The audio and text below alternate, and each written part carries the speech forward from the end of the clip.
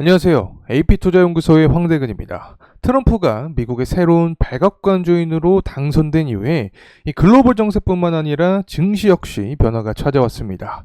이제는 트럼프 2.0 시대를 맞이하면서 트럼프 트레이딩의 순환매가 연속되고 있는 시장입니다. 제가 트럼프 관련된 종목들을 이렇게 분석을 하다가 조금 놀라운 사실을 하나 발견하였습니다.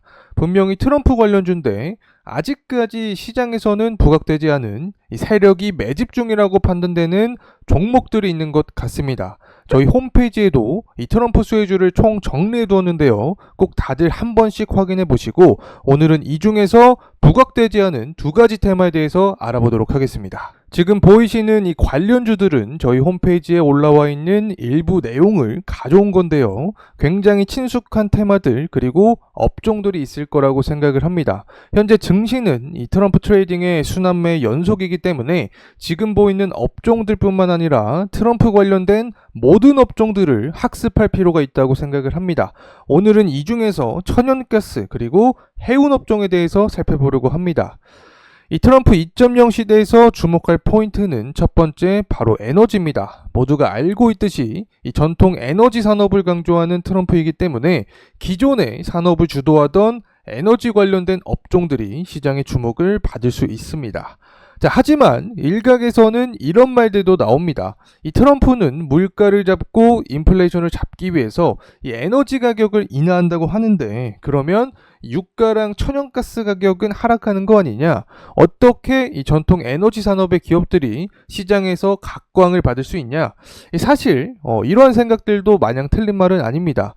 유가 관련된 이 석유 기업들은 그렇다고 쳐도 이 가스 관련된 업종들은 우리가 살펴볼 필요가 있다고 제가 말씀을 드리고 있는데 그 이유에 대해서 지금부터 이야기해 보려고 하니까 끝까지 집중해서 봐주시길 바라겠습니다. 자, 일단 미국은 무역 적자인 국가로 잘 알려져 있습니다. 특히 트럼프는 이를 굉장히 싫어하는 경향이 있죠. 그렇기 때문에 이번 유세 현장에서도 미국의 제조업을 부활시키겠다 이러한 발언들도 해주었는데요. 특히 미국을 상대로 흑자를 기록하는 국가가 있죠. 바로 이 대미 흑자국에게 LNG 수출을 강요를 할 가능성이 있습니다. 자, 그렇다면 이 미국의 입장에서도 셰일가스나 LNG를 생산하는 원가보다 이 가스 가격이 떨어질 것은 원하지 않을 겁니다. 이 상대적으로 유가와 비교했을 때 가스 가격은 그동안 많이 내려왔던 상황이기 때문에 적정 수준에서 하락폭이 제한될 가능성이 있다. 자, 이렇게 생각을 하고 있습니다. 자, 그리고 이제 겨울철이 다가옵니다. 제가 직접 기상청 홈페이지와 외신 보도들, 이 다양한 정보들을 찾아보니까 라니냐 가능성이 높다고 합니다. 지금까지 항상 겨울철 라니냐 이슈가 나오게 되면 한 번쯤은 시장에서 이 가스 관련된 종목들에 눈이 갔던 건 사실입니다. 특히 현재 바이든 현 대통령이 그동안 우크라이나에게 승인하지 않았던 이 장거리 미사일 공격부터 여러 가지 임기 막바지에 우크라이나를 도우는 모습이 나타나면서 트럼프의 내년 재임 전에 전쟁의 격변화 모습이 나타나고 있습니다. 자, 이렇게 되면 다들 알다시피 가스 가격이 급등할 수 있습니다. 그렇다면 이 트럼프 전통 에너지 섹터인 가스 관련주들의 움직임도 나타날 수 있다. 자, 이렇게 생각을 해볼 수 있겠죠. 자, 어때요? 여러분들은 이에 대해서 어떻게 생각하시나요? 여러분의 생각과 의견들 공유해 주시면 감사하겠습니다. 또 추가적인 이 다른 업종에 대한 이야기들은 저희 홈페이지에도 나와 있으니까 다시 한번 참고를 해주시면 감사하겠습니다. 자, 챕터 2는 이 관세와 환율입니다. 트럼프는 자국민 우선주의를 강조를 했었죠. 그만큼 이 관세와 달러 강세의 진심을 모습을 보여주었는데요. 특히 다른 나라도 해당이 되지만 이 중국산에 대해서 최대 60% 관세를 부과한다는 게 트럼프의 강경한 의지 중에 하나죠. 자, 그렇다면 이 관세 정책에 영향을 받는 산업군들을 볼 필요가 있는 거고 달러 강세에 따른 고환율의 시대가 유지될 가능성이 높은 상황에서 어떤 공통된 분모를 가진 업종이 수혜가 될 수 있다. 자, 이 부분 지금부터 이야기를 해보겠습니다.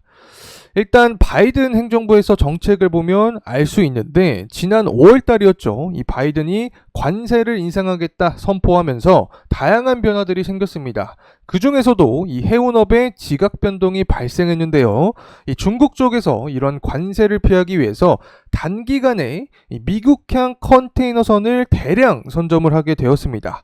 이 자연스럽게 이 중국발 수입량이 증가를 하겠죠. 이는 물동량 증가 그리고 운임비 상승까지 이어지면서 전반적으로 해운업에 대한 시장의 관심도가 다시금 증가되는 계기가 되었습니다. 이 장기적으로는 물동량이 감소할 수 있지만 이 단기적인 측면에서는 오히려 물동량이 증가하면서 지난 사건처럼 운임비가 상승할 수 있다. 자, 이렇게 해석을 할 수 있겠죠. 실제로 5월달과 7월달 사이에 이 상하이 컨테이너 운임지수를 보게 되면 급등하는 모습을 보여주었습니다. 그만큼 단기적인 영향세를 보일 수 있다. 자, 이렇게 생각을 해볼 수 있겠죠. 또 발틱 운임지수도 마찬가지 모습을 보여주는데 상하이 컨테이너 운임지수만큼은 아니지만 상승하는 모습이 나타납니다.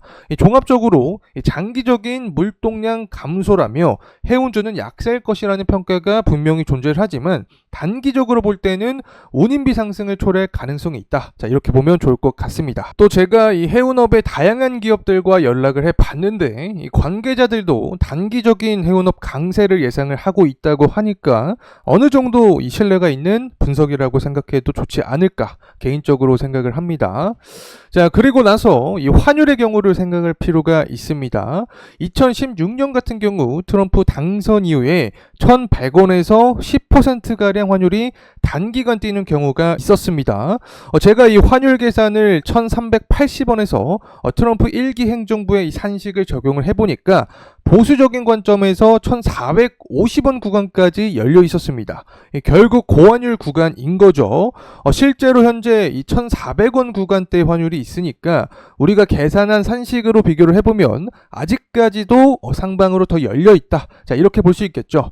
현재도 고환율의 기조지만 앞으로 이는 더욱더 지속될 가능성이 있을 수 있다. 자, 이렇게 생각을 하면 좋을 것 같습니다. 자, 그렇게 되면 단기적인 운임비 증가와 고환율에 대한 기조로 해운주가 생각하지 못한 수의 업종으로 떠오를 가능성이 있지 않을까. 자, 우리가 이 부분을 공부할 필요가 있다고 생각을 합니다. 시장에서는 아직 주목받지 못한 트럼프 관련주 세력이 매집 중이라고 판단되는 종목들 오늘 영상을 통해서 이야기해 봤습니다.